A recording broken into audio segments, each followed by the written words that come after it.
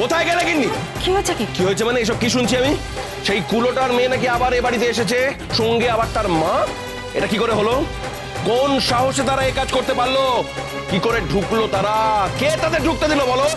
কে? আমি নয় ঘুমোচ্ছিলাম, তোমরা তো জেগেছিলে। খেলে তক্ষুনি তাকে ঘাড় ধাক্কা দিয়ে কেন বের করে দাওনি? অত রাগ করছেন কেন? আগে আগে আমার কথাটা শুনুন, একটু ঠান্ডা হন না। কি কি কি শুনবো কি তোমার কথা? আগে ওদের ঘাড় ধাক্কা দিয়ে বের করে দাও, তারপর বাকি কথা শুনবো। দোহাই আপনার, আপনি এই কাজ করবেন না। ওই মেয়ে কিন্তু... শোনো শোনো শোনো গিন্নি, আমি ওই মেয়ের হয়ে কোনো সাফাই শুনতে চাই না। আজ ওকে আমি এমন শিক্ষা দেব, আর কোনোদিন এ বাড়ির চৌকাট মারাতেও সাহস করবে না। কি করছিস হলো তুই? শোন আমার কথা শোন। তুই প্রফুল্লকে তাড়ানোর আগে আমার একটা... আমি কোনো কথা শুনতে চাই না পিসিমা, আমার পথ ছাড়ো। আরে বাবা, এটা তো মানে জমিদারি সেরেস্তা নয়, এটা হচ্ছে গেরস্ত বাড়ি। এখানে তো একটা নিয়ম কানুন সবকিছু আছে। বল, তুই যদি সংসারের মঙ্গল চাস, তুই বৌমার কথাটা শোন। আমি তোর কাছে হাত জোড় করছি, তুই আমার একটা কথা শোন। শুনুন, আপনি একটু এদিকে আসুন তো। এদিকে একটু আসুন, এদিকে আসুন বলছি।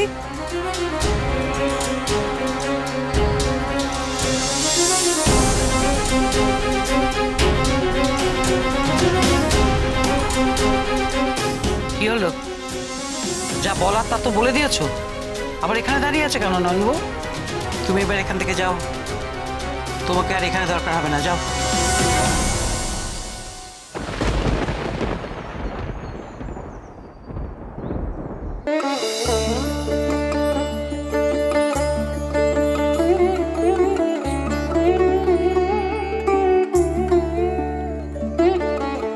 আপনি খুব সুন্দর মায়ের বিগ্রহ করছেন।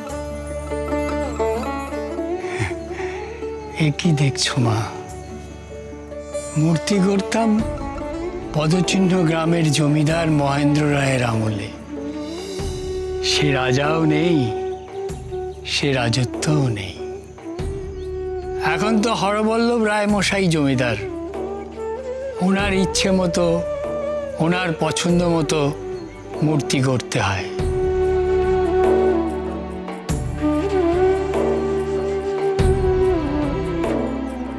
মূর্তি আমি গড়ি ঠিকই, কিন্তু আগের মতো আর আনন্দ পাই না। তবুও আমি মূর্তি গড়ি কেন জানো মা? এই মূর্তি গড়ার মধ্যে দিয়ে আমি মাকে অঞ্জলি দিই।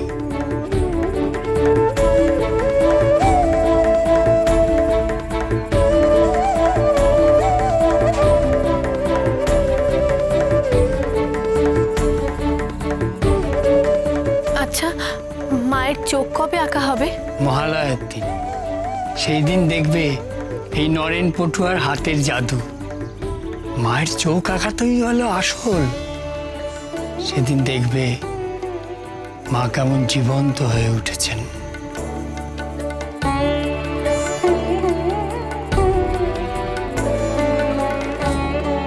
মহালয়া,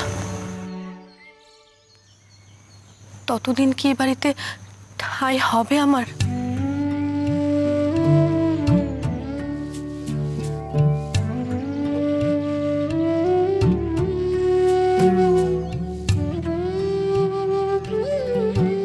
আমি এ বাড়িতে থাকবো কি থাকবো না, সব নির্ভর করছে বাবা মশাই এবং মায়ের ওপর। তারা না চাইলে আমার এ বাড়িতে ঠাঁই হবে না নরেন জ্যাঠা। দেখো মা, কে কোথায় ঠাঁই পাবো না পাবো আমরা কেউ জানি না। সবই মায়ের ইচ্ছে। তুমি আমি চাইলেও হবে না। তুমি বরং মায়ের কাছে প্রার্থনা করো। তবে তোমায় একটা কথা বলি মা, অন্যায় অবিচার আর যত আসরিক শক্তিকে বিনাশ করতে মা দুর্গার আবির্ভাব হয়েছিল। তোমাকেও তেমনি অন্যায় অবিচারের বিরুদ্ধে লড়তে হবে মা।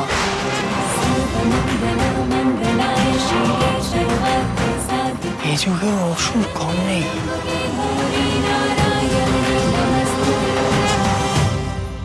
বৌমনি, তুমি কিছু খাবে গো? তোমার খুব খিদে পেয়েছে তো? না, কিছু খাবো না।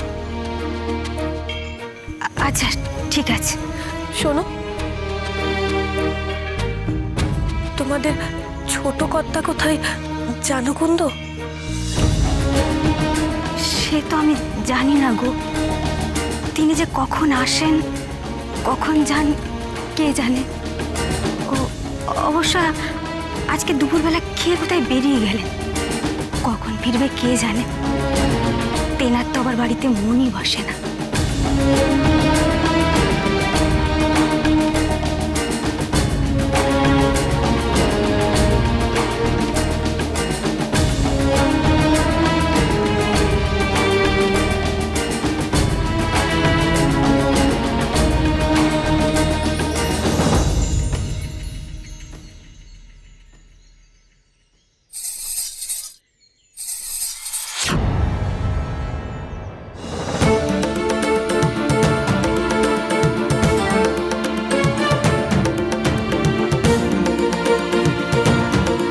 কে এনি?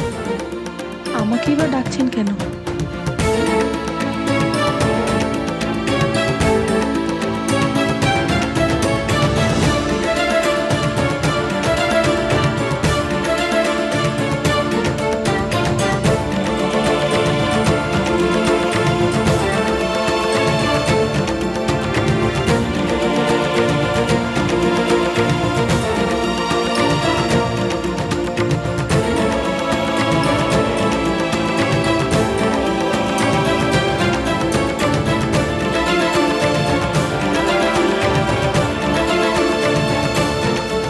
আপনি আমায় ডাকছিলেন? আরে চল দাঁড়াও এখানে।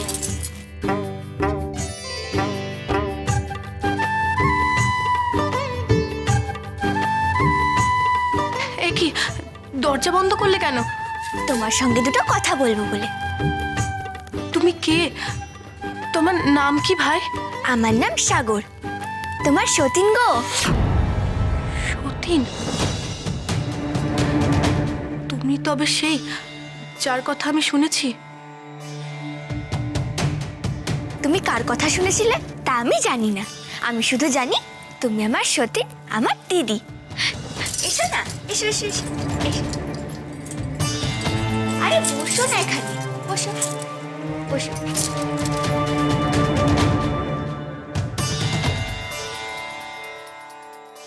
দিদি? দিদি নয় তো কি? দেখো, তুমি আমার থেকে বয়সেও বড়, আর তার উপর তুমি এবারে বড় বউ। তুমি তোমার দিদি হলে, তাই না? তুমি আমায় চিনলে কি করে ভাই? তুমি যখন শাশুড়ি মায়ের সঙ্গে কথা বলছিলে তখন আমি তোমাদের কথা হাড়ি পেতে শুনেছি। ওমা, সে কি? আমি তোমার সতীন। আমি এই বাড়িতে থাকতে এসেছি শুনেও তোমার রাগ হলো না? তুমি ভারী মিষ্টি মেয়ে গো। তুমি বলছো বটে, কিন্তু তিনি তো আমার থেকে ভালো করে দেখেন না। এমন চাঁদপানা মুখ যার, এমন মিষ্টি ব্যবহার যার, তার দিক থেকে তো কেউ মুখ ফিরে থাকতেই পারে না। তিনি তো সারাক্ষণ তোমার কথাই ভাবেন। জানো দিদি, তোমার কত গল্প শুনেছি তার মুখে। তোমাদের কিভাবে দেখা হলো, বিয়ে হলো, এমনকি তোমার দুল হারানোর গল্পটাও। সত্যি খুব বড় মন তোমার। খুব সহজে মানুষকে আপন করে নিতে পারো তুমি। তুমি আমার সতীন নও সাগর, যেন আমার বোন। তোমার হাতেই বুঝি এই সংসার? তুমি বুঝি এনার ঘরণী গৃহিণী? আমি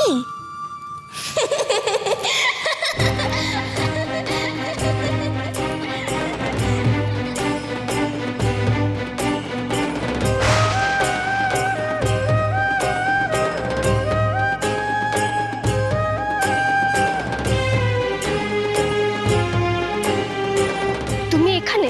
তোমাকে সবাই বাড়িময় খুঁজে বেড়াচ্ছে। এটা তো আমার শ্বশুর বাড়ি। আমি এসেছি আমার স্বামীর কাছে। প্রফুল্ল, তুমি